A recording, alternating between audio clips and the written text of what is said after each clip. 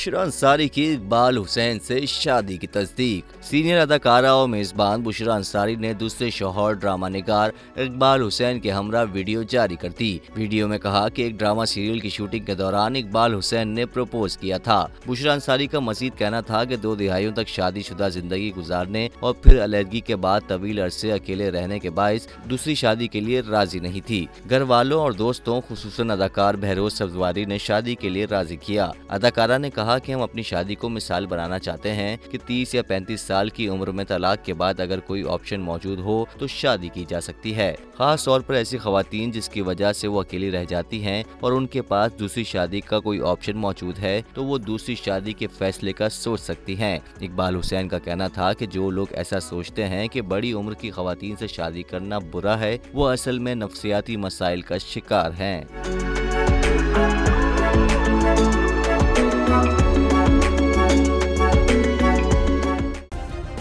Subscribe करें और bell दबाएं ताकि कोई खबर रह न जाए।